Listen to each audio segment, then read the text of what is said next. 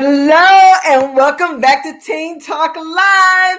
We're here with Generation Prodigy. And so tonight we're in for another treat. I am so glad you were able to chime in tonight. So guess what? So without further delay, don't have to even host anymore. Isn't that awesome? So without further ado, I would like to bring to the stage Jerry Day. Hey, Jerry Day. You still Hello. I'm so sorry. I forgot to unmute. It's okay. It's okay. Nice pen there. Yeah, thank you.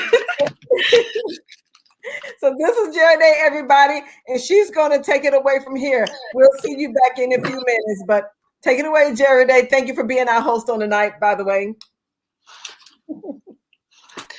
Well, good evening, everyone. Welcome to Teen Talk with Generation Prodigy. My name is Jared, as First Lady Latanya has said, and I will be your host for tonight. Our guest mentor for tonight is Mark Mason, and he will launch our discussion on relationships. As teens, we have so many questions about dating, friendships, and how far in relationships. And if you're a teenager and struggling with relationships or just doing too much, this talk is for you. Also, if you are a parent and forgot what it's like to be a teenager, this talk is also for you. So let's get started onto the Teen Talk. I am so excited to introduce our panel on tonight. Tonight we have Kareen and Jason. I don't know if I said your names right. I am so sorry. But welcome to the panel on tonight. How are you guys doing? Good. As well. Hello, how are you guys doing? How are you doing? All right. That's good. Okay, so now we're finally our mentor for tonight. I'd like to introduce Mr. Mark Mason onto the panel. Hello. Hi, how are you? Doing well. Thank you so much for the invite. It's a pleasure to be here today. I would say this evening, but with the sun behind me, it's hard to say that. Yeah. So, sorry. So, if you would like to start on how to start, like your start how your childhood was, or how to build up to different things, like just. Okay. All right. Yeah, I'll get started. Well, Mark Mason, Elder Mark Mason, or Mark Mason. I prefer to go by Mark because I just, I think it's being transparent here. But I grew up in the church. I grew up in the Church of God in Christ, 4 generations, and experienced, of course, a wide variety of different types of environments as it relates to the church setting, mission setting, school setting, and whatnot. And in each of those different types of environments, there's different situations that I found myself in as a teen. Of course, peer pressure is always something I believe is constant throughout all generations. Also managing relationships, managing casual relationships with friends, or even those relationships that we perceive to be romantic as a young person. So I'm going to level set and say this is for teenagers, but I believe these are types of principles and an approach that everyone could use. When I was growing up within the church, there was always, it seemed to be a type of stigma against young people having relationships. There was always this type of shroud of mystery. And I say shroud because there was always a don't do this, don't date, or you too young to date, or don't be in this type of situation with a young lady. To young ladies, I would always hear, don't get pregnant. There was a stigma on that. And it was just something that was mentioned or said. And there was never a why, or I never really got a why behind it beyond the fact that things were a sin. And so I think that as a teenager, that context as far as why we don't date until a certain age, or why we want to focus on our academics while we're young, and when we're older, we want to find a mate or a spouse, right? So I believe that as young people, it's important to have context. When you're 18 years old, 16 years old, and you're having feelings and you're dealing with the opposite sex, what type of bounds do you want to set? What type of parameters? What type of limits? What type of situations do you want to stay away from? And what type of situations do you want to cultivate? And so as a young person, I'm not going to kind of throw this out, and then I'm going to step back and let my nephew Kareem and Jayzon have words. But a few things that I discovered as a young person was building those relationships within a group activity, building relationships that had some type of oversight, adult oversight, mature oversight, where we would be able to receive guidance on how we would handle our hormones, or how we would handle our emotions, or how we would handle conflict. That was important to me. And so I would say that as a church, we should encourage young people to date and learn how to communicate with the opposite sex under under biblical scripture. And what I mean by that is a young man should be able to go on a date with a young lady without any type of stigma. A young lady should be able to date someone. And for young ladies and for young men, the whole purpose of dating, and I'm not talking to people who are 16 or 15 years old. I don't believe that people that young should be formally dating. But I do believe that once you get into an adult age, when you get into the 18-year-old range and above, then you can, of course, say, hey, I'm casually dating this person, or this person is my boyfriend, or this person is someone that I am learning how to communicate with as a female, or learning how to communicate with as a young man. And that way you have an idea of how the world works.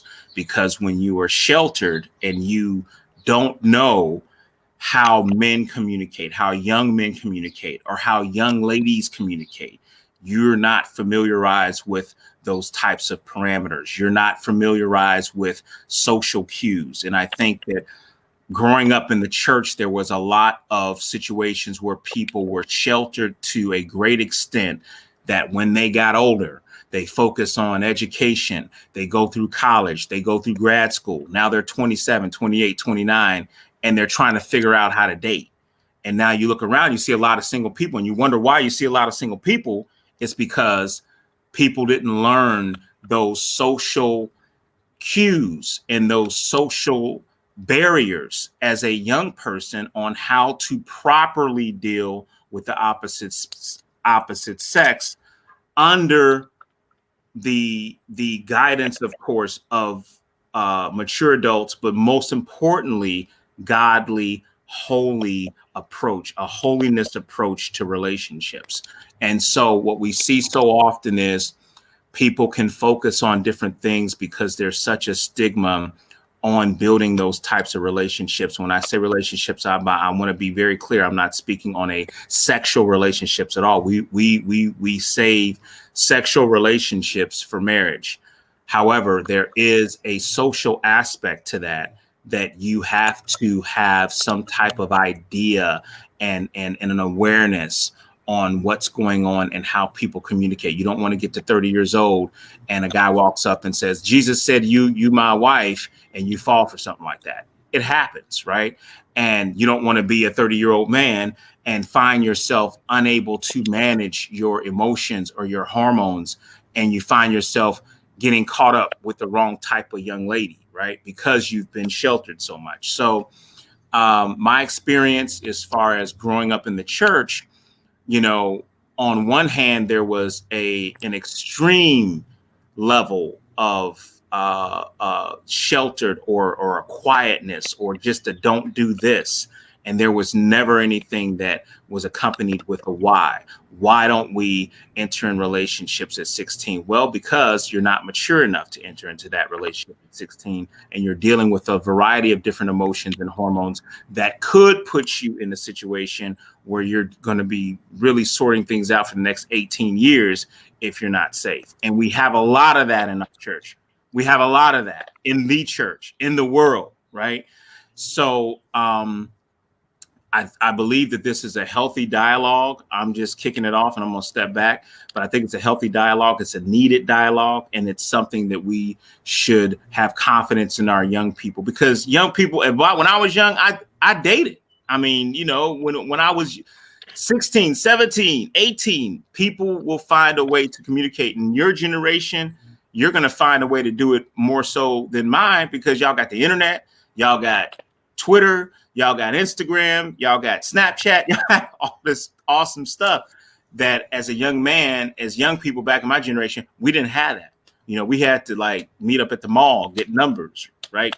You know, we had to go out and go skate. I'm saying that to him because he went to the mall a few days ago, and I'm like, wow, they still do that. But that there were limits to what we could do and what we couldn't do. But now you all have so much access to things. You have to have that maturity to handle it. So that's my spiel. Thank you, Mr. Mason. We have one more person that I would like to introduce onto the panel. His name is Mr. Robert Cunningham. We would like to welcome him onto the Teen Talk. If he's ready. If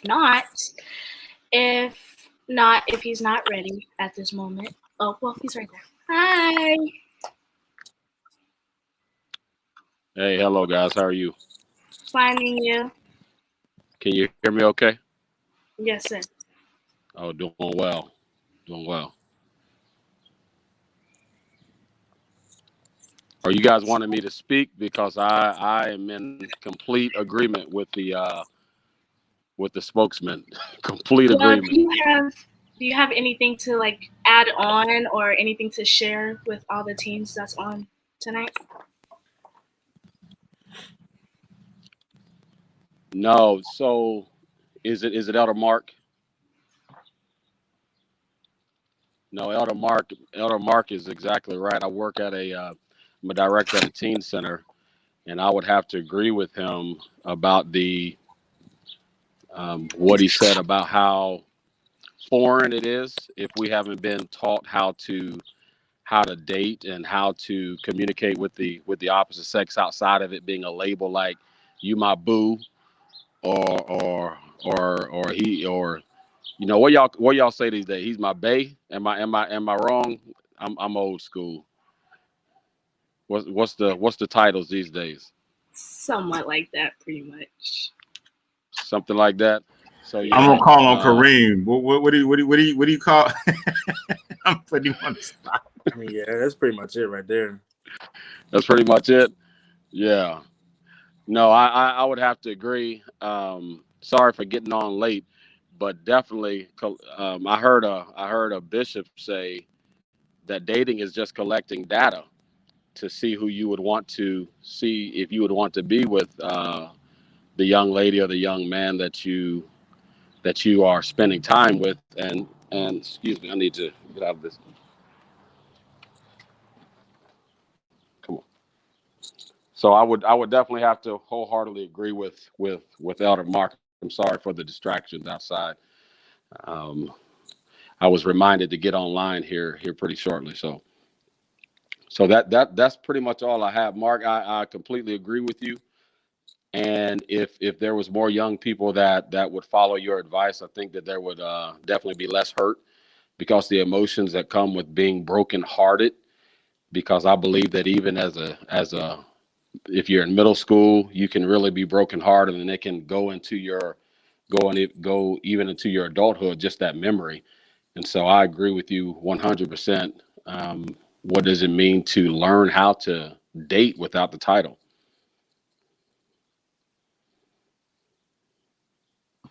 Thank you, Mr. Robert. I appreciate You're it. welcome. Do we have any questions from anyone from the teams? No question.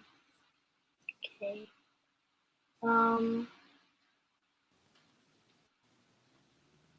Lady Latanya, you're kind of mute. We can't hear you. You're mute. My bad. I keep doing that. We do have some teams that are backstage. I'm hoping they are just kind of come on stage, but we'll see how they feel. We see Nia and Joshua. We see you back there. This is a good question. We have a question on the floor. One of the parents here. How should parents discuss this topic with their kids? That question right there. How should parents discuss this topic with their kids? Mark? Okay, I'll take that. And this is something. I mean, I would say that transparency is what's most important, and I think that you have to understand when a child gets a certain age, they're going to do what they're going to do what they're going to do, and so your transparency and that track record you have established with them prior to them getting to that point is going to be really pivotal, and the decisions that they make and how much you take and how much they take what you say into account. So that's why I'm saying be transparent. Don't sugarcoat it. You're going to have to trust your child, whether you feel like they're ready or not, because guess what? They're going to find a way. I have plenty of young ladies I knew in high school, heck, junior high, that was strangled. And when I say strangled, I mean they were very sheltered, and 13, 14 come home pregnant, and their mother's like, they did everything they could, mother and father, everything they could to try to stop them from falling into that type of situation. So you have to understand at the end of the day that whatever you've instilled into your child up to that point, that's really the tools that they're going to use to manage and navigate through that relationship or through that situation. So your transparency and you being as raw and straight up front as possible, I think that's important. And also, if they do show an interest in someone, saying the worst thing you could say from what I have observed in families I've counseled is you can't see that person, or don't do that. And take the keys away, lock the door, because all you're doing is creating an obstacle in their minds. This is an opportunity for their love to overcome this obstacle. And they're going to Romeo and Juliet you real quick. Here's my lovely wife. Ain't that right, baby? They're going to Romeo and Juliet you, honey. We talking about trying to keep people away. That's my lovely wife. My lovely wife, Tamara. Hi, everybody. Yes. So, hey, Tam. So I think that that's one thing you have to understand and have a trust in your children. And if you don't have that trust in your children, you got to find it, because they're gonna find a way to do it. So to that extent, I hope I answered the question clearly. When you get into sex and you get into dealing, speaking to your daughters, especially, and I say daughters because daughters are the ones that'll carry the burden of a pregnancy. And we're going to be transparent here.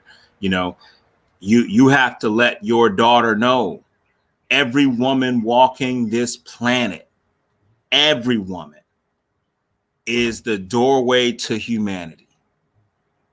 That's a huge responsibility. And I know you have a lot of things going on. People talking about equal pay and all this kind of stuff. And that's nice. That's cute. But when you think about every human being that's here came through a woman. And the most important decision a young lady will make, and I say young because the Bible talks about the wife of your youth.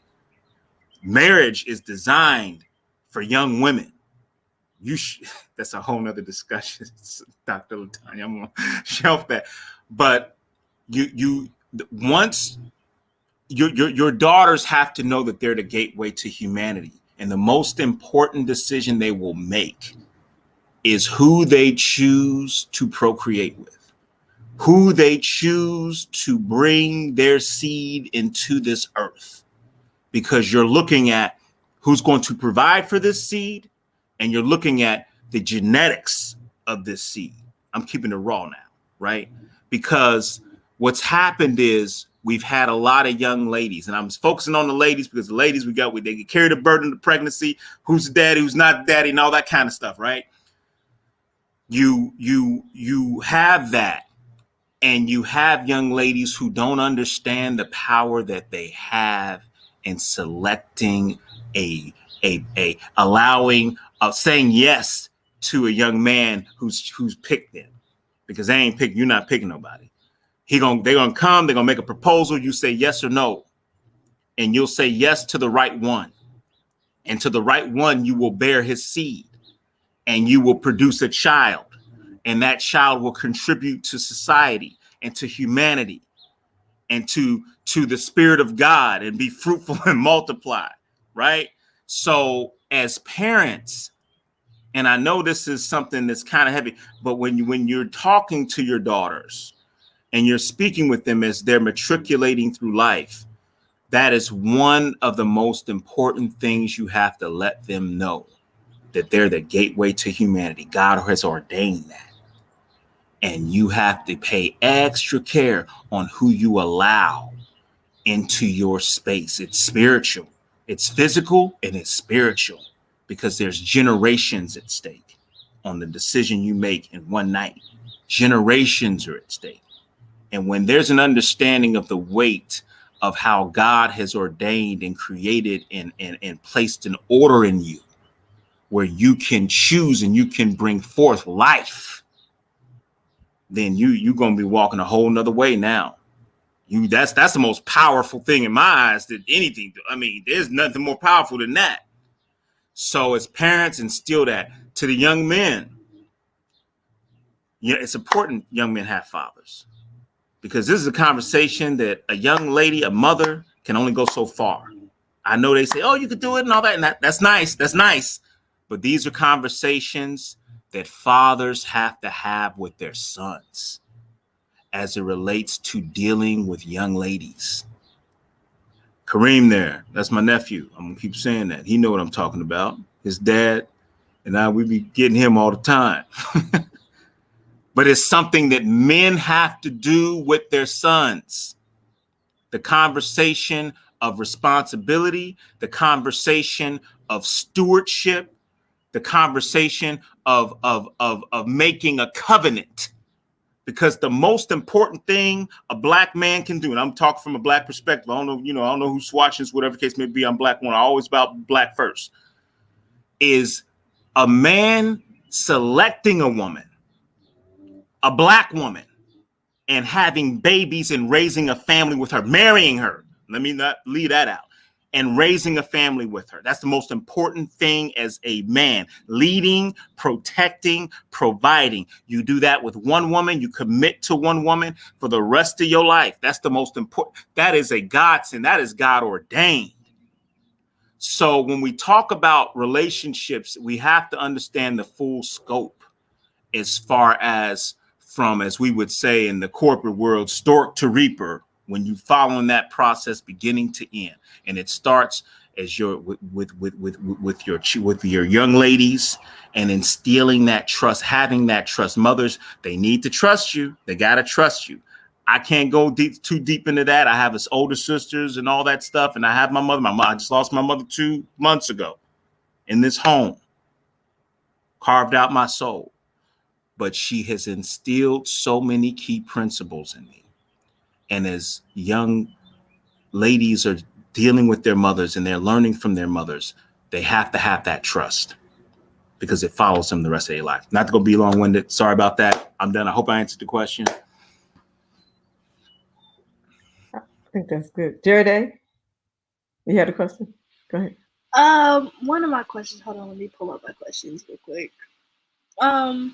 One of my questions were, how do you deal with a relationship when it like falls apart, and like how do you cope with that? Like, say for example, I lost a really close friend of mine. R.I.P. Love you. I really lost a close friend of mine, and I've coped it in a bad way, and I need help trying to find a good way of how to cope with the death of my best friend that was close to me. I think I can help chime in on that a little bit, because I remember being in high school and had some really good friends that passed away, and they passed tragically. One of the things I was grateful for was that they were really honest about his passing. It was a group of us that were really tight knit that sang in choir together, and his mother was like the choir mom. But when he passed, it was the adults allowing us to talk about it, even his mom, and that was really powerful, because we understand that death takes place and it happens. It was really hurtful, and being allowed to talk about it was really relieving, because it allowed us to relieve some pressure, and um, just having an understanding that we can learn from their loss. And it may sound kind of a little weird a little bit sometimes, but his passing, it gave me fuel to want to do more and to really, I speak about him to this day. And this is when I was in high school, so I talk about, because he was such a cool guy, you know. So being able to talk about him, his memory still lives on, every time I mention him, you know. The way he died, it was tragic and it was very devastating, you know. But to be able to talk about it, talk about the friend and what they meant to us, and being able to uh, allow it to fuel us to do more and to live the life that they may not be able to live right now. Um, that's part of it. Having strong coping mechanisms as kids, even, because you can have sports. I probably sang even louder after he passed, because our whole choir that was really close friends with him, man, that next concert we sang, we act like we ain't had no sense. And we went in for broke. I mean, we just poured into it even the more, because that was our bond, was through choir. So we sang like, you talking about, we thought we was first soprano. We was singing like octaves, because we were just, I mean, we took that passion and we just poured it all into it. So we just had to channel it. And that was, no one told us how to do it, but that's how we dealt with it. And I think that was helpful. So I never really, we didn't go under and sink into a depression because of the way we chose to deal with it. We kept his memory alive in that way. His mom was really cool. So we had his mom, we spoke to her, and then we had each other still. We had other friendships. So I pray, because I could still see the pain in your eyes and how it hurts. And so some of the things that you have in common, let it fuel you into a place where you're doing more. And whatever positive impact they've had in your life, that's a good way to keep the legacy alive in so many ways and just be able to share. I still have friends. Recently, had a tight knit circle of friends that we grew up together, and some that went to work with, and they passed away, and that was really painful. I mean, because still losing friends, and so I have like one childhood friend that I'm pretty close with. We have some other friends as well, but one childhood friend that we just fed off. In fact, her son is on the call right now, Charles. So Charles, he's in backstage too. So we love you, Jerry, and we're gonna ride with you, girl. So you being here right now, for everybody that's out there and that's watching, come on, let's thank you, Shay Lady Walker. I see you. She said, I love you, Jerry. So come on, share some love through the chat, because I think it's important that we support our youth and support each other during hard times. And so we're gonna roll with you, Jerry. Can't get rid of us now. So I hope that was helpful. Yes, thank you. Yeah, and then dealing with parents with children, oh, we got some more love coming your way. Look at this, oh, we love it. Yes. Jason, let me ask you, how would you like for Yeah, we got more love coming your way. This is awesome, like for real. From a male's perspective, Jason, what do you think? Um, and Jeremy too, when it comes to how parents approach the topic of sex and relationships, do you think that we have a tendency to sometimes, or parents have a tendency to sometimes do too much, or they seem like act like you don't know nothing, and y'all getting in this school like every day? Come on, let's talk about that. Sometimes I act so innocent, like I don't know anything because I just want the conversation to be over and I just don't want to listen to it. Because it's weird. It's just weird just sitting there and they just tell you that. It's just disgusting. Yeah, same. It can get like a little awkward sometimes. Especially when they keep going and then it gets more awkward than it was before they started. It's just awkward. Especially when my dad does it, it's just 1,000% awkward.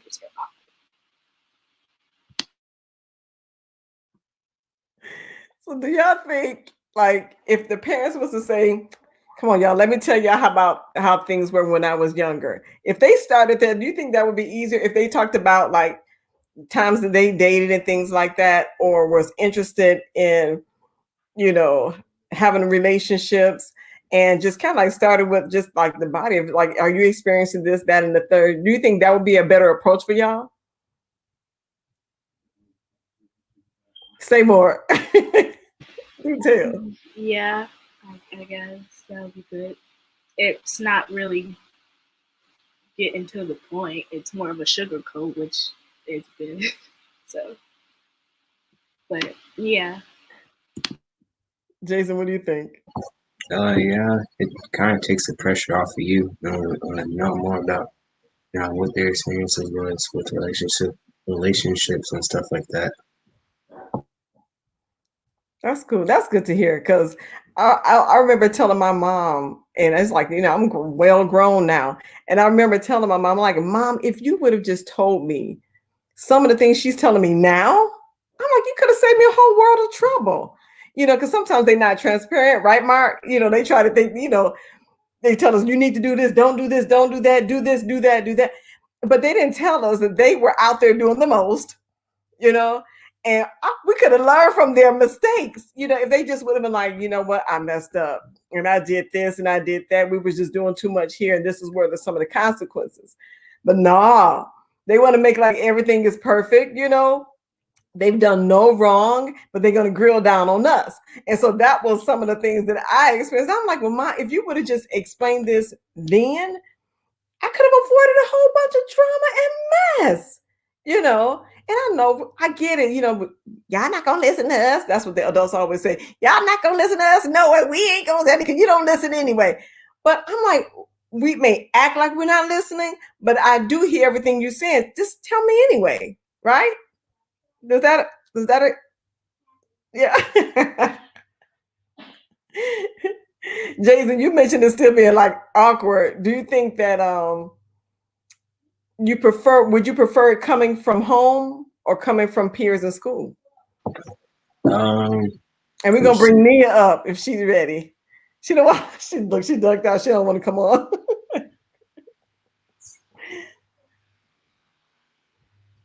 Go ahead, Jason. I'm sorry. I said it from school. You prefer from school? Mm-hmm.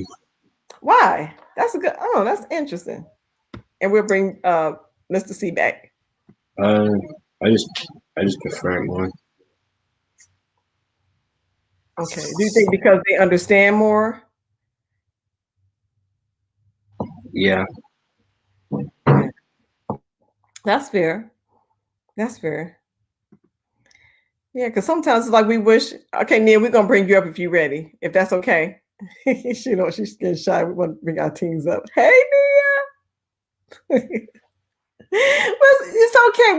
We are glad you're joining the conversation. So people believe that we do have people in the audience here. Yeah. So Shay Lady, we see you. It's like, yes, I wish someone would have talked to me. Thank you. Right. Because sometimes getting it from school, and I do get it because it's like I learned a lot of stuff from school and peers.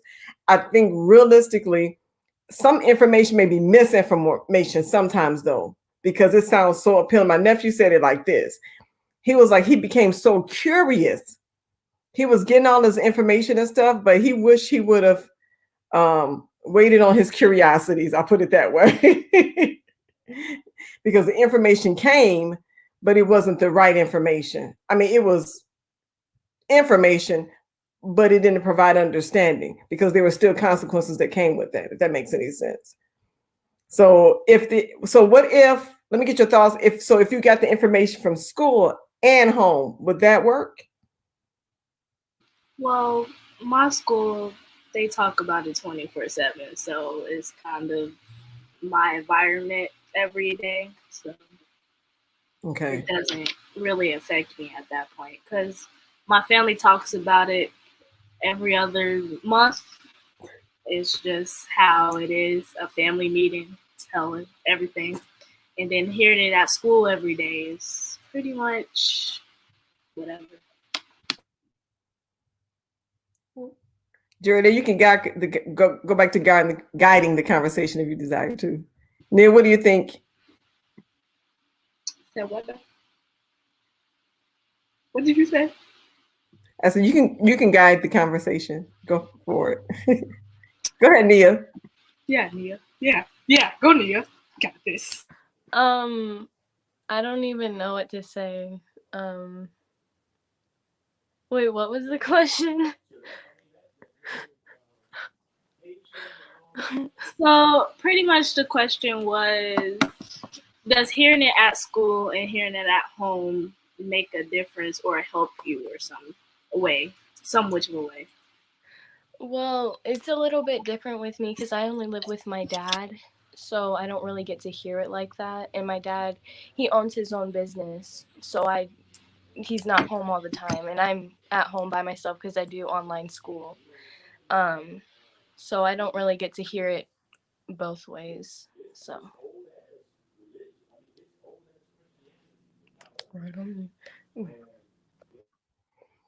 Would you think the conversation would be awkward? If so. Okay, so let's just be real. So the first time I heard about sex, I'm gonna keep it real. We keep it real. I'm not gonna go into no details, nobody person visit anything like that. But it was literally at school. As for some things, it was not like from an educational perspective. That came later on in school, but just the talk of it. I mean, I remember in elementary school, just hearing different things. And in kindergarten, it was this boy we called Spider Boy. He was liking girls and would hit him and run, try to kiss him and all that kind of stuff. So we was introduced to some things kind of early, in public school. And then later in elementary school, we had some boys that were just kind of just out there and was doing too much. And I mean, down to the part where they were, exposure type stuff. I mean, it was kind of crazy. So then you get to middle school and high school, it just continuously increased. Then we had the sex education at school and things like that. But having just straight conversations at home that were like just genuine and real, I don't remember having any of that, So that's why we were just asking, would the preference be to have the education at school and home, or would you just prefer just school or just home?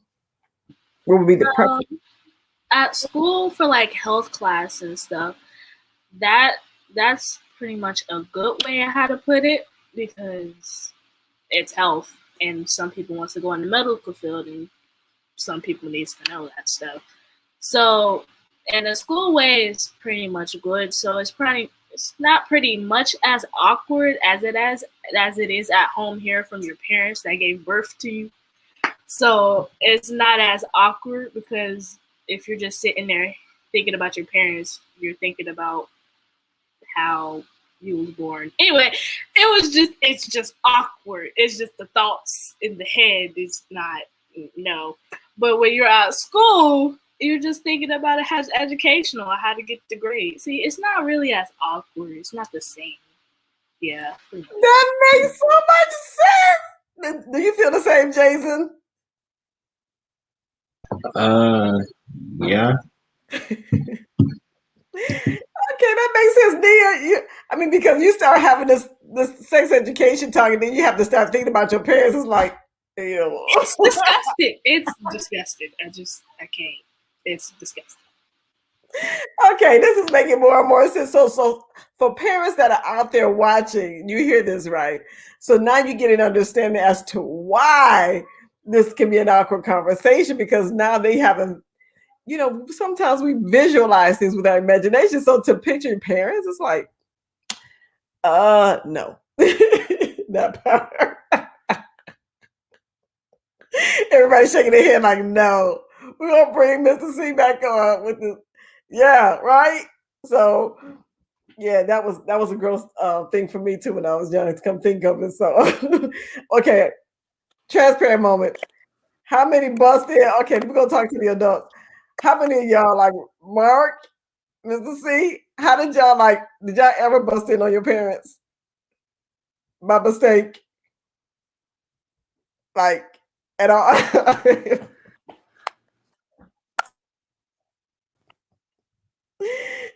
Oh, he made a mistake and pushed the wrong button. But Mark, how about you? Nah, he did that on purpose. He did that on purpose. I know he did that on purpose. He's like, nope, I'm not answering it. Oh.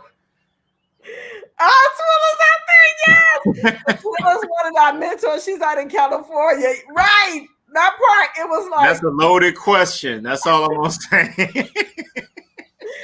Well, my parents would probably kill me now, but I made a mistake. This was like after the fact. And I walked in and was like, it was one of those moments. I was just like, yeah, it was no. So yeah, I was gonna kill the visual.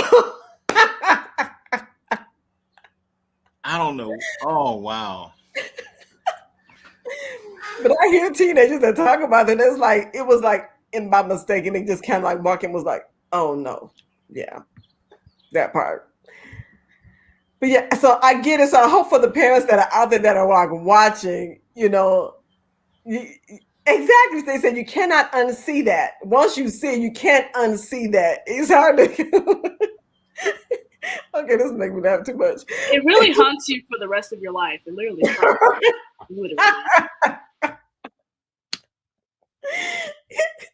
I can't say, because I'm don't understand it, it's not really a haunting moment, but it's still kind of like one of those things like, hey, it is what it is. Thank God, I'm here. Hey, that's how it happens. I understand that, so that's just for real talk. So how many are like scared of marriage? You are? Anybody else? Nia, Jason, what you think? Just the thought of marriage in the future.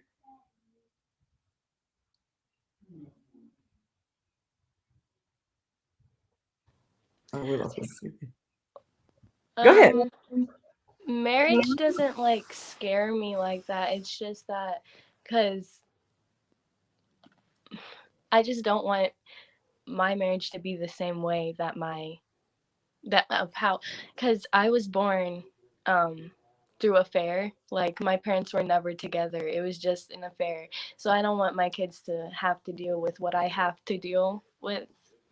So it's just like a lot of pressure because I have a lot of expectations now that I've seen like the inside of family drama from two different families, and then everybody else's opinion, and then I just hear a whole bunch about it because I came into this world in a very bad way that caused so much drama between my family, and I just don't want that for my kids.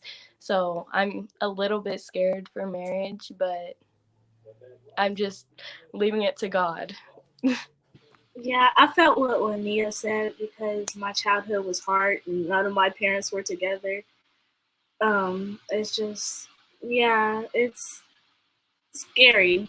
It's a lot of scary. I only know three people that are actually married together. That's still married. So that's in my family now. So it's kind of scary.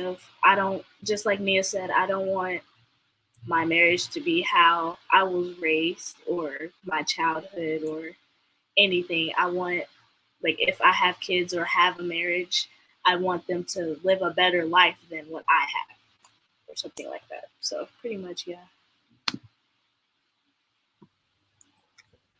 Well, we're going to have the mentors have some feedback on this, because I think it's a very important thing to consider, because we do have a generation now that it's going to be a little different from them. And I would say, because it's going to be what you make it. Y'all are some beautiful young people, and you have the world ahead of you, and your outlook, you know, and I understand, because I mean, there are some things I wouldn't want to repeat from my parents. We learned from our parents' mistake. And my mom says it all the time. Like, I want you to do, more than what I've done. And so I think the information that you have, I think is worth, one, like Mr. Mark said, is wait, for the right one to come along. One, two, you have an opportunity now to get to know who you are as a person. I think that is crucial. So as you value yourself and get to know yourself, you won't settle for someone who's going to treat you bad. And you're going to have standards in life, and so learn from the mistakes of the past, because we're all going to be exposed to them one way or another. So I think learning from the mistakes of the parents past, from the adults, and listening to them, I think that's going to be a step in the right direction. Get to know who you are and love yourself. The more you love yourself now and value yourself, I mean, to the point to where you're not taking any stuff from anybody. You're not going to let anybody mistreat you or abuse you, because you're worth more than that. And then your outlook on life, positive, have a positive outlook on life. Believe in yourself, because you're going to have a lot of people who's going to probably talk about you negatively and do all kinds of things. But you have to see yourself as God sees you. One, I like the way Nia says it. That's why I mentioned that. And understand that you're fearfully and wonderfully made. You have destiny. You have purpose. Y'all are bright young people. This generation is smart too. So you have so much ahead of you to fight for and to live for. You may not feel like it sometimes, because y'all deal with a whole level of pressure that's different from when we grew up, right? The social media, we got talked about, it'll go away. This generation, it don't go away, because it's on social media now, on various platforms. So it goes around the world. So it's a whole different level of pressure, but we still got your back and support. So if y'all got any questions, even outside of this, that's more on personal level, deeper level, we here for y'all, So she said, I'm old, but still would like to be married. I have one question. Yes, ma'am. How do you know when you find the right one to, like, get married or have a relationship or anything? I'm gonna let Mark bring the male perspective. I like how you did that. Oh wow, this is a loaded. From a male perspective, a man knows. Young ladies, I'm gonna give you some advice, and if you never listen to anything I've ever said during this time, listen to this. You date to marry. If you're dating someone, your purpose for dating is to marry. If you are dating someone, don't allow somebody to waste your time. Don't allow young men to waste your time, because if you want to have a family, if you have aspirations as far as when you want to start a family, how many children you want, if that's what you want to do, if you want to build with that person, you can go to school. My wife and I, we've been married 18 years. We done went to school together, not literally together, but she went to school, I went to school, we studied, we built together. And you want somebody you can build with. But most importantly, don't be a wife to a boyfriend. What does that mean? Say that again, please. Say that again. Say that one more time. Don't be a wife to a boyfriend. And what that means is that you're dating to marry and you've been dating somebody 2 years. Listen, if they ain't coming up, if they ain't, it's time to turn the page, right? And y'all say, oh, that's not long enough. But you got to understand this. And I'm going to say this and I'm done. In our community, women, why is it that women are waiting until late 30s to get married? And your childbearing ages, prime childbearing ages for women, early mid 30s. Black women tend to wait longer than anybody else. You go to college, our counterparts, white, Asian, whomever, they're getting engaged when they come out of college and they're getting married. I got neighbors down the street, 24 years old, 23 years old, married, not one, two kids. And they've already, and their parents live down the road. And their parents are mentoring them through their marriage, through their relationship. And they're having children young. That's why by the time they 40, 50, they're empty nesters. And they got a house that they can give to their kids. They're building wealth. See, there's layers to this. There's levels to this. So I say that to say with the young ladies, stop being a wife to a boyfriend. If you know you're dating to marry. Don't let nobody have you on the hook for no 9, 10 years. Don't be nobody's girlfriend for no 10 years.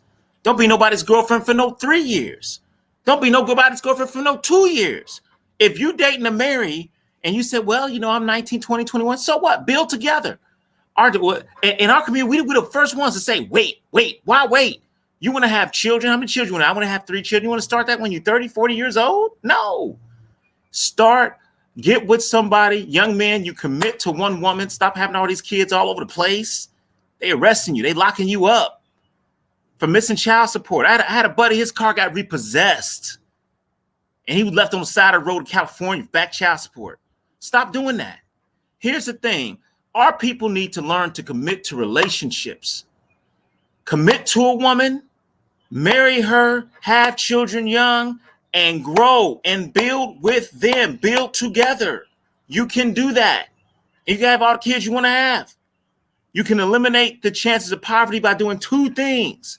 Graduate high school and don't have kids until you're married. If you do the third, wait until you've been married at least 5 years to have kids. You eliminate poverty by the chance of poverty over 90%. Stop having kids when you're not married and stop being a wife to a boyfriend. And these young men, stop making babies all over the place. Commit to a woman, marry a black woman. I'm going to say it again. I'm going to say it. And raise a family with her. Only her. I'm done before I get in trouble. Look, somebody said preach. Look, I got the preacher. But you're saying some good stuff here. And this is not the kind of conversations we hear on a regular basis because this is the conversation nowadays. You're right. People are saying wait because of the mistakes they made. And so I think you're saying some things that are very valuable that when it comes to getting married young, people are scared, because it's like what their parents may have went through. And so they tell them to wait, but you hit on some key points here. Being able to accumulate wealth, being able to grow it together, because by the time you're 20, so historically or scientifically, the brain fully develops by the time they're 25, at 25. And so I think during that pivotal time frame and year, that bonding period, what do you think the chances are for longevity? So what do y'all thinking? Do y'all think this conversation here, I'm putting some stuff out there to get some feedback on, but Jared and Jason Nia, what do y'all think? Do you think that it kind of helped your mindset when it came to marriage or just how you view life right now?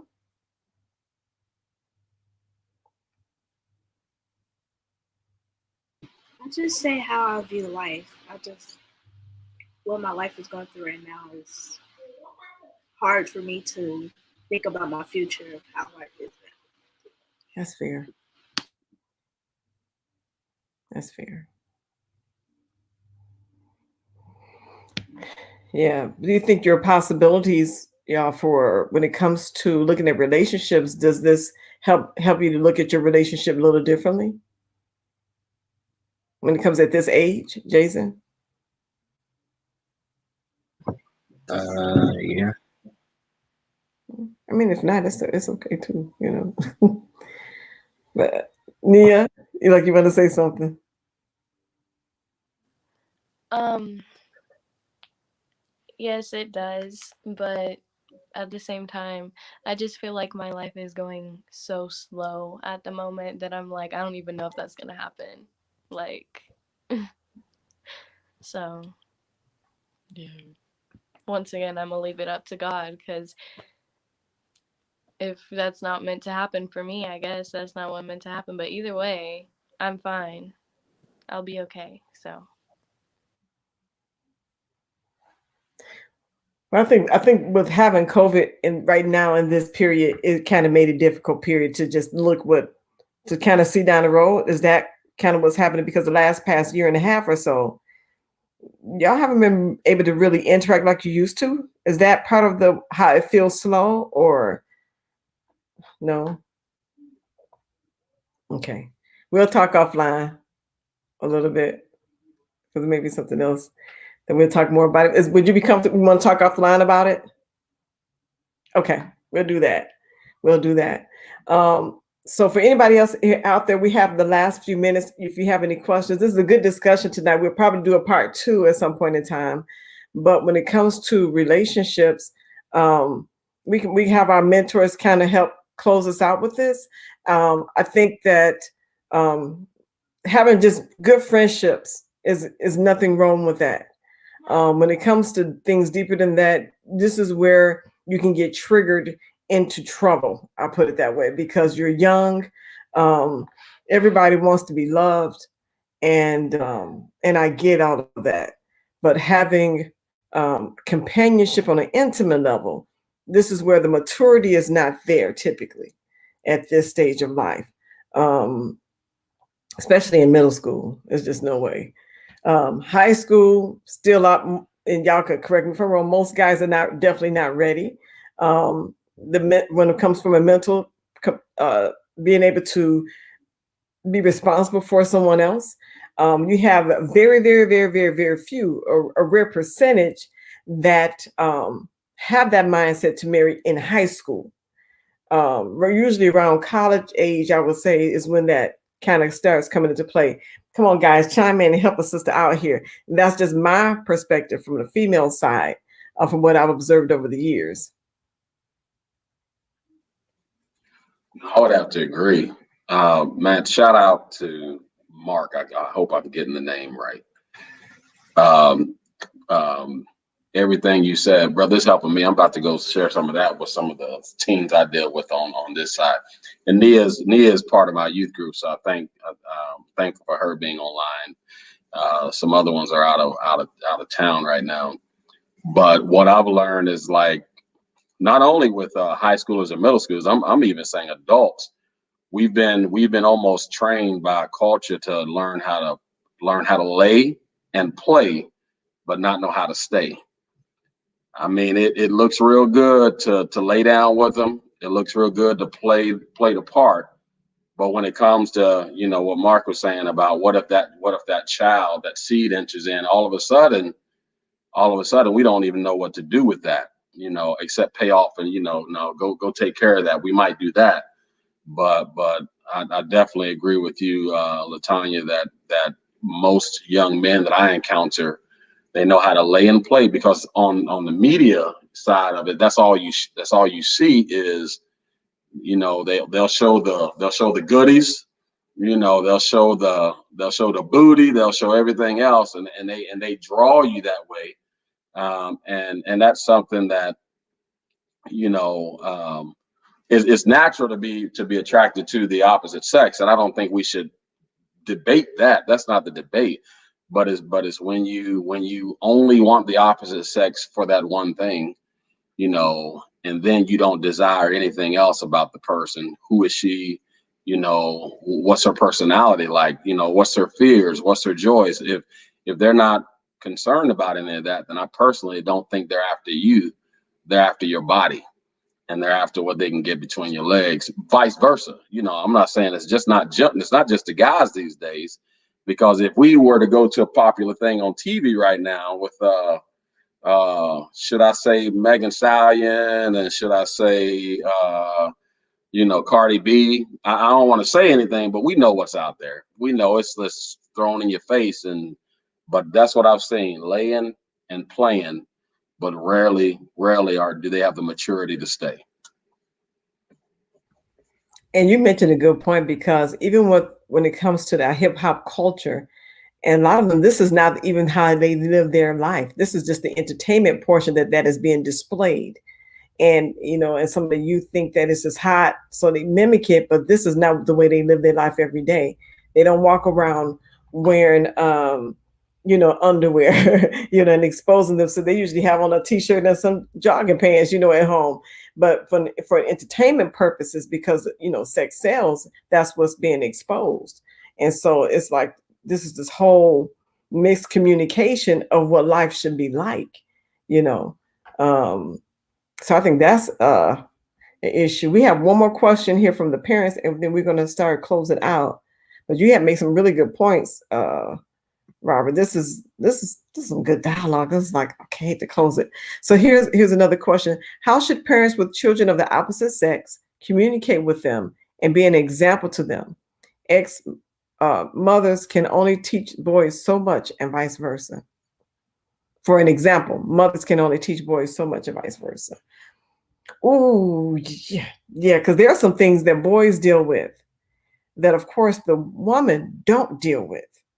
Okay, and I'm just going to do plain talk, because I believe in just being raw and just put it out there. So, for example, let's deal with, so guys have what they call wet dreams, right? And so this is not, so girls, they don't have the same terminology. But at the same time, this is the bodies always have a way to take care of itself.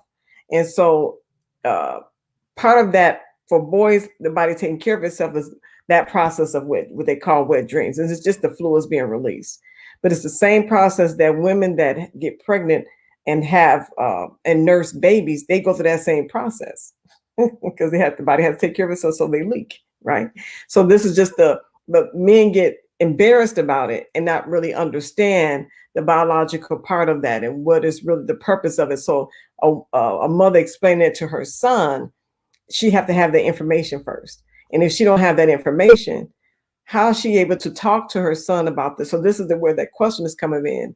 So I'm going to lean to our male mentors about this.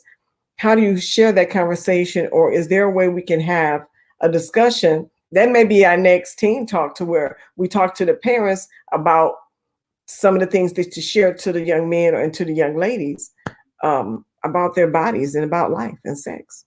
Which I think. Yeah. I just want to touch on that question. The question: how should parents with children of the opposite sex communicate with them and be an example?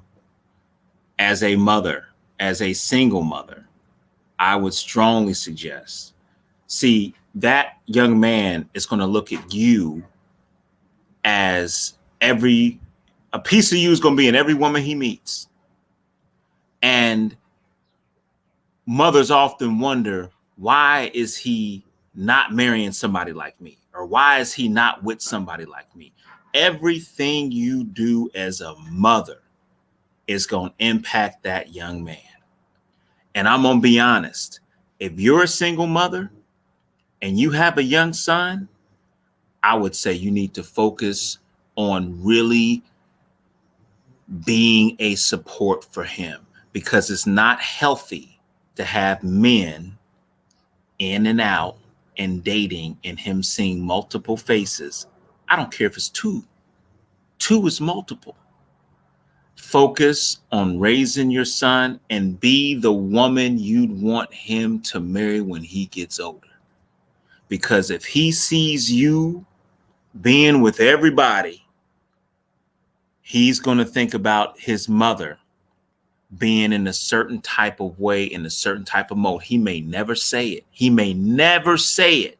They may never say it. but you are guarding the sanctity and the preciousness and the purity of being a mother and nurturing him. Now, to turn the page to the man stuff, you can't. That's why it's important to have your son plugged into communities such as sports, whether it's church. Church is okay, but I'm going to say sports, because you want your son to be exposed to an alpha male. You're not going to find it in church, but church is just a different design. It's a different move. And I'm being honest right now. You want to teach him structure. You want to teach him discipline. You want to teach him how to navigate and negotiate the world, because women can be spiritual to an infinite degree.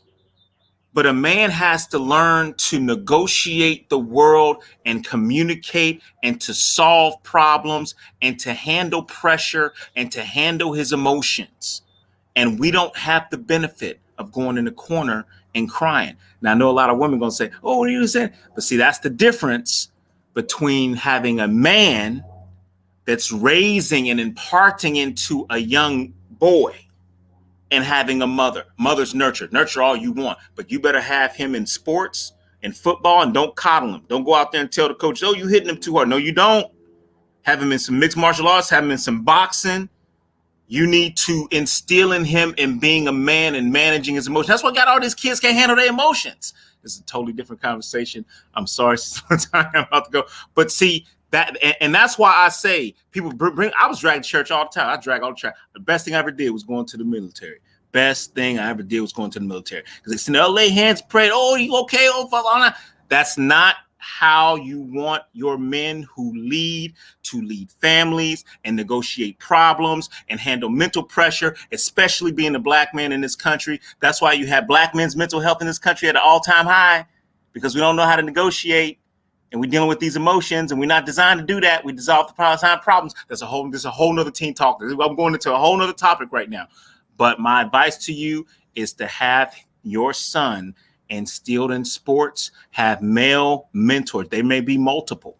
There may be layers to this, but he has to have be around some type of alpha who's going to show him how to handle his emotions and how to deal with pressure and how to negotiate the world. Because if he don't have that, he's in trouble. And there's a lot of young men that's in trouble right now because mama done messed them up. That's my advice. I'm done. That's good. Jerry's nodding his head. Go ahead, Mr. C. I see you. Hold on. I think Mark he said one more thing. Yeah, I was raised by my grandmother, by the way. So I know. I'm speaking from experience. Yeah, and I was raised by a very, very strong single mother myself, and she definitely gave me fear, and I respected her. But when I got out on my own, I did not know what it was like to lead as a man. I did not know how to navigate, and to me, one of the things that I think if you're a single mother with a male, you need definitely, like Mark said, find a male that can lionize him. And I mean, praise him and affirm his manliness and affirm his masculinity. Because I think one of the things that's being robbed right now in our day and time, they're making masculinity seem to be an enemy. You know, so even when I was in school, I opened the door for a young lady, and she called offense because she thought that I was calling her weak. And that made no sense to me. So much so that I just started, do you want me to open the door for you? Would you like me to open the door for you? And so, but for me, one of the things is that I remember Mr. Spotswood, and he was my music teacher in middle school, because I wasn't raised with a father. He was, as Mark said, that alpha male.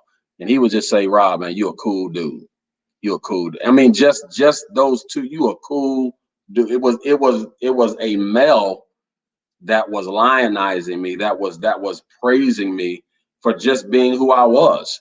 You know, he just recognized that he just recognized my presence, if that makes sense.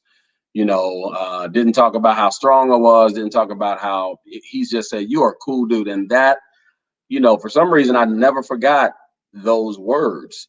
And then Mark, you said about the military, drill sergeant Suprix, and he was a 6'4" white gentleman, and they was talk about your mama, talk about your grandma, and you bet not talk back. And these guys would, and that's the first time, pick up the suitcase, no, drop it, and then they play me like that. But once you got there, they knew how to build you up. Once they knew that, okay, you could take it, you can take you just learn the game. And that's why I do the very thing, with my son who is here. I wish he was here now. I'm going to say this. I took him when he was 6 months old, Jason. You hear me? When he was 6 months old, I grabbed him by his onesie and I got down to his face. And I said, don't you ever talk back to me. And my wife, you talk about the nurture. My wife was like, don't you do that to my baby. Don't you do that. What you doing? But I knew what I was doing. I wasn't abusing him. I didn't pick him up and shake him like that or anything. I just kind of got down to him. And so one of the things I was instilling in him, that know my voice, know that I am a little off, and I think I didn't have to give my son too many spankings, too many. And now he's 18, getting ready to launch out into the deep, out into the college where he's going to be somewhere close. If Marcus, Latanya, he's going to UMKC. So if that's somewhere close to where you guys are, I need to get him connected with men. But yeah, I feel like lionized. One of the things that I longed for as a young man was my father to affirm me. Please call me, say hello, make some type of attention where I don't feel like I'm reaching out for you. That's what I long for. So when Mr. Spotswood said that, so now what I do, every young man I come in contact with, Marcus, Latanya, and how do you say your name? Is it how you say your name? Jared. So I shake young men's hands, and if they're giving me that flimsy handshake, I even think mothers can teach this. If you're shaking if you're the only one there, teach them how to shake hands. Teach them how to look at a person in their eyes and tell them you will need this as a man. You know what I'm saying? You have, if you're the only one there, yes, connect them as Marcus said with some positive men that can lionize them. But realize, oh man, what you said about represent the wife that your son would want to make, that is powerful, man. Me, Mark, I don't know. I'm gonna have to get your number because I think I can be fed by some of the things that you say, man. Iron sharpens iron, and I'm ready to be a sponge to hear just 15, 20, 30 minutes of you, brother. So yeah, that's it. Just lionize the young men as much as you can. Affirm who they are. Affirm their masculinity. Yeah, that's all I got. And for those that are for vice versa, for your men raising daughters, you're the representative of who she is to be with. And so reminding her of how beautiful she is and affirming her as a young lady, and opening the door for her, allowing her to feel what it's like to be a young lady. Of course, I'm the handy girl, but I was still pushed. Even the men in my life, they would not let me touch a door. They would slap my hand off a door in a second. So young ladies that's with me and we have other young men, I'll tell them, don't touch that door. So just different things like that. But I could still fix things. I had a wood shop teacher and I was one of the best students, so I still can work some wood today. It didn't take away from me learning about cars. It didn't take away from me playing basketball. Yeah, all of it. It didn't take away from, I was in the military, but the thing for me and raising daughters is allowing that space to where you could take them out, for dinner, how they should be taught. I mean, how they should be treated, and just being able to just have that girly feeling, because sometimes it's difficult because it's like they end up becoming like the homeboy in so many ways. Because I know other young ladies that are older now who were raised by fathers, and a lot of men do a great job with, teaching them some things, and some things may get missed because that connection just, guys and women think different as it is, but that connection be like, sometimes when it comes to just things that women go through, understanding their hormones, understanding those intimate details that sometimes can be missed. And for young ladies, that can be hard because they want that feminine touch too, and want someone to kind of guide them through life, to explain to them that they're going to experience hormones that's going to be all over the place by the time they get 12, 13 years old, sometimes as early as 11, and experiencing, sometimes these emotional moments to where they're feeling sad and they don't even know why. And so they're representative of what a guy is going to be like. Is going to be their dad or that male figure that is in their life. So it's going to be important for aunties to come into play. It's going to be important to just to have a good balance, because guys, to me, on both sides, a balance is just going to be needed. So I encourage parents, if you have a trustworthy uncle or aunt that can help fill in those gaps on either side, they need to see the representations on both sides. It just comes in handy. I'm trying to cut it short and wrap it up in a few minutes because we're going way over time now. But Mr. C? And I'll just say one last thing. One of the things that is powerful, if you can get men with a group of men to where they know that it's not just the uncle that's saying it just because they're a family member, right? So somebody even outside of the family net that's reaffirming everything that was talked about. Because I know that we had a dinner here, and there was multiple men speaking into my son's life and saying different things and affirming his masculinity, affirming the fact that, also correcting and warning, so you don't only give them the great of who they are, but also give them the danger of what's out there, because they are going to be attracted to some fine women. They better be, and they should be. But at the same time, not be just drawn to that booty, and not be drawn to the breast, but be drawn to their mind. Because I don't know. Yesterday I was 18, and today I'm 46, and I don't know where that time went. So time flies like that. So yeah. Oh, I get it. And young ladies, y'all, I mean, this is a good group of young people, and I want y'all to know that y'all got it going on. And I hope and pray that, I pray that we do a great job in boosting y'all, and I always tell the young people, I'm like, just talk to me, talk to me, because sometimes we may run, and the older we get, we get kids in our life, we get absent-minded sometimes, but our goal is to be there for y'all and be the best support possible. But y'all have what it takes to survive and make it in this world. So I don't want y'all to ever get bamboozled or, to come across somebody that's all they want to do is just take from you to where they take your self-esteem, your self-worth. They take and feel like you're being robbed of your joy. Hold on to that. Protect your heart.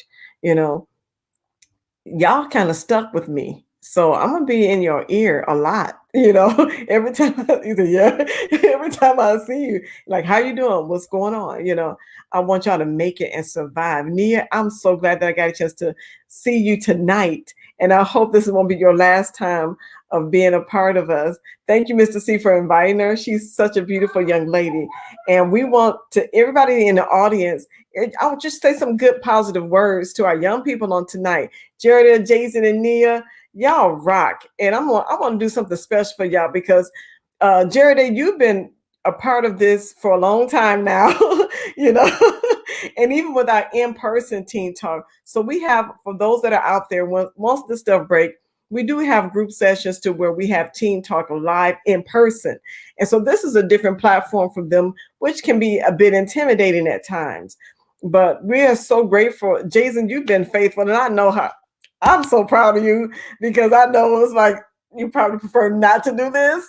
But I am so glad that you're here, and I hope that this has been helpful and everything like that. So I want y'all to, Jared and Jason especially, I want you to tell the teens that's out there watching, the parents, about our Teen Talk group. So when we start back up in person, they'll kind of get an idea of what it's like and how do you, if you enjoy it or not. Well, technically, from what I remember before COVID happened, it was either like a Wednesday or Thursday, and we will all come in a big little circle downstairs in the basement, and we will all get in a circle. You know, we'll pray before we start talking. We'll have snacks, and then we'll just start talking about anything. It's your time to let loose. It's your time to get help. It's your time to it's your time for you to express your feelings of what you can't say to your parents or what you can't get out of your parents. It's pretty much your time to vent out instead of keeping all your emotions inside. I don't know if that makes sense or not, but that's how that Team Talk helped me. It helped me to vent my whole day, and it helped me to have a better day the next day. Like give us steps to have a better day the next day, pretty much. So.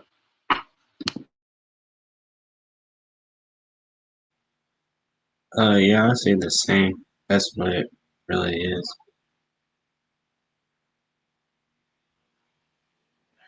You know what? I really like Jason. That young man, he's a man of few words, but I think he's doing a whole lot of processing up here. So I see you, Jason. You might not say a lot, but I'm seeing you, young man. Oh yeah, I would second that, and I think Jarede, if I said her name right, I hope I said it right. Excellent job hosting. Nia, God's hands are all over you, and He's the author and the finisher of your faith, and He is the author and the finisher of your destiny. So get ready for what God's about to show in your life. And Jason, man, listen, the sky's the limit for you.